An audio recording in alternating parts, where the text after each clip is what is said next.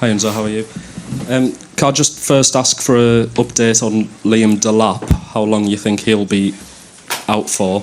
And Cole Palmer hasn't travelled, so what's the thinking with that, please? Yeah, Liam, fortunately, is not any fracture, so that is good news. And Cole is part of his process in this moment. He's not available. He can play 2 games in a row in 3 days, so we planned that, and it's just a way to protect him. Third row, please. A couple of questions. First, if the match that Atalanta played last Saturday could distract you, and if you can give us a memory of you and Palladino when we played together. I watched and studied Atalanta since Raffaele Palladino got in charge. I watch all the games. The last one is obviously very different. Tomorrow will be a different one. And regarding Raffaele Palladino, it was a very, very short time when I got to Juventus, and he was with Gasperini, the Primavera coach, and occasionally he will come in playing with the first team. Front row here, please. Simon.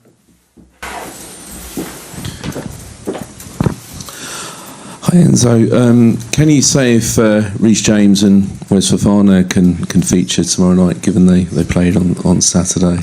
And secondly, how much is sort of goals an issue with Liam obviously now out for a period, and Joao Pedro, who's been sort of carrying an issue for a while now and seems to be not at his best at the moment? Yeah, Reece and Wes, they are both with us. So both they are available for tomorrow game. Then we see the first 11 tomorrow. And then in terms of 9, we had already Liam 2 months out, unfortunately for him and unfortunately for us. Joao play as a 9, Pedro Neto play as a 9. If you remember at the beginning of the season, also Tai play as a 9. So we try to find solution, knowing that Liam is an important player for us, because we know that he needs to play games to get fit and better. I think that now was a bit better compared when he was back from injury, but now unfortunately he's again out, and we're going to try to find solution. Matt, front row, please. Hi Enzo, just a couple. On Liam, do you have any time frame idea on him? And also with him being out now, you've mentioned some of your options. Could Raheem come back into your thinking at all? He's obviously still at the club. Liam, as I said at the beginning, fortunately it's not any fracture. That is a good news for us. Now, for how long he will be out, not sure, to be honest. And then in terms of Raheem, once again, it's the same thing I said about Axel. They are a Chelsea player. Now also we are in December, January is coming, so anything can happen, we see. Third row, please. Buonasera, Maraisca, Irma d'Alessandro, Mediaset. How big is the matter for the performance in the away teams in Champions with a draw and a defeat?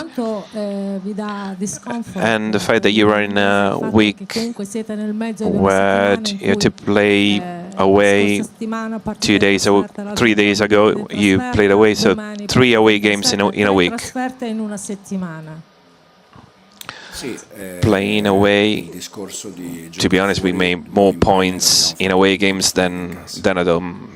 Of course, in Champions we have a draw and a defeat, but I think they all balance in the big scheme of things at the end of the season regarding the away games. I'm not saying that we are used to it, because you never get used to travel. The problem is mainly that there is not enough time between a game and the other. We played 2 days ago, and same with the match before. We're trying to get used to it. Second row here, please. Atalanta has improved, grown a lot as a club. What do you expect from Atalanta tomorrow? I was mentioning just before, I'm in love with this club. And the reason is because watching it from far away for Atalanta is a matter of pride for all us Italians. So I just want to congratulate all the club, the directors. I've studied this team, the club, trying to get the best out of Gasperini when he was here. But for us Italians, from a football perspective, we didn't have many reasons of pride. And Atalanta was one of the few reasons to be pride, and the proof of great job done over the years. What do you expect for tomorrow? It's going to be an intense game.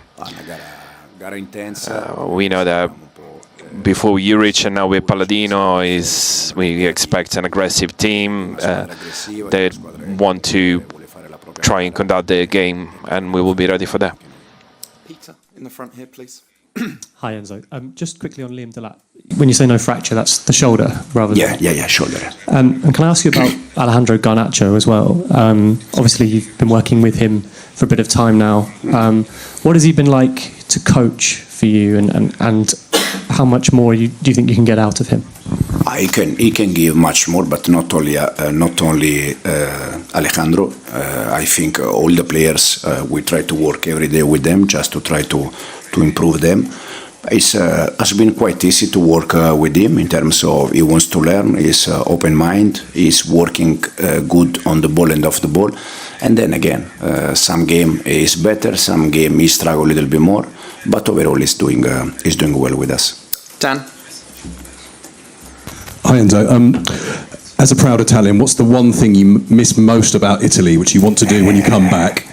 And sorry, answer that one first. What do you think?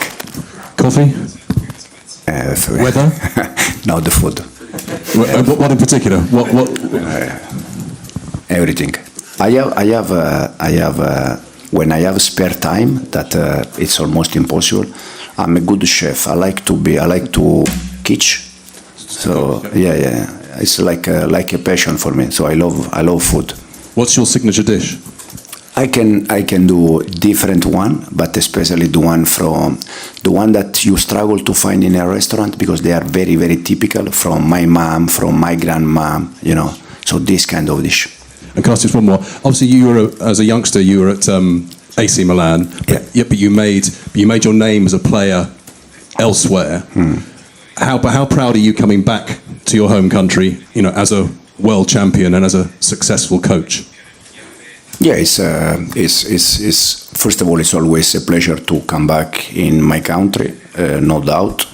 And then, as you said, to come back in this moment as a manager, but especially to represent, I said many times, one of the biggest clubs in the world, like Chelsea. I feel very proud of that. Thanks, Dan. Nick.